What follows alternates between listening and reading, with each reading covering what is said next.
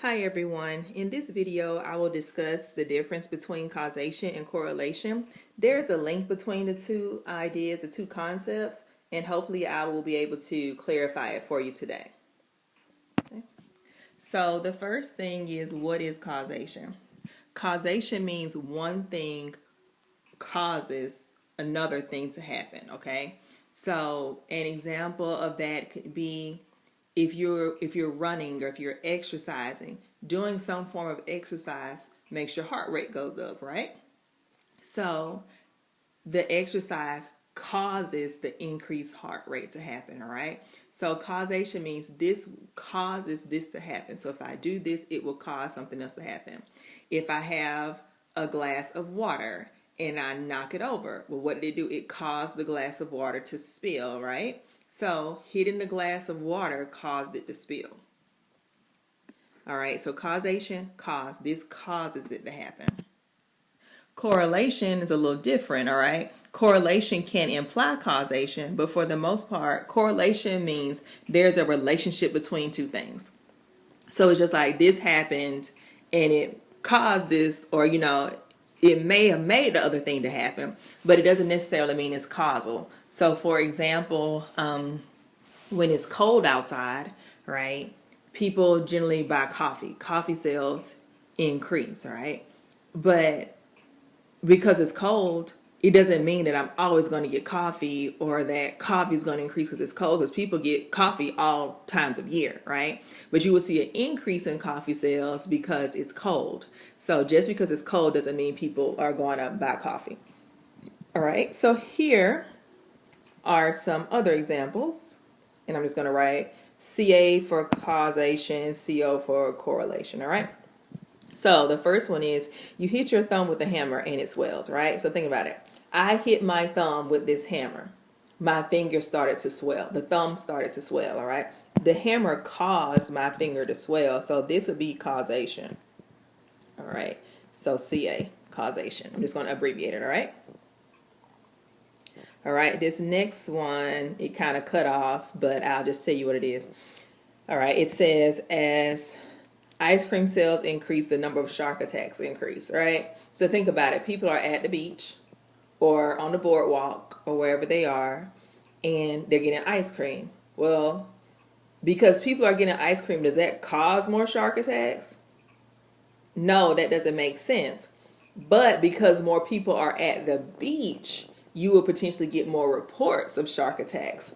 So there's a correlation between those two ideas. It's a correlation. All right, ice cream, people at the beach, more people at the beach, the more likely somebody will get bitten or attacked by a shark. Okay, so the next one is the number of additional calories consumed and weight gain.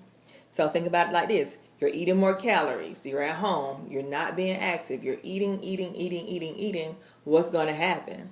You're going to gain weight, right? So because I'm eating more, that's going to cause me to gain weight.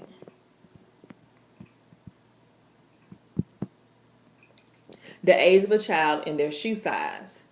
So some people, when they're younger, for the most part, everyone's feet gets bigger as they get older, but some people's feet get bigger and some people's feet don't grow as fast. So as you get older, generally your feet get bigger, right?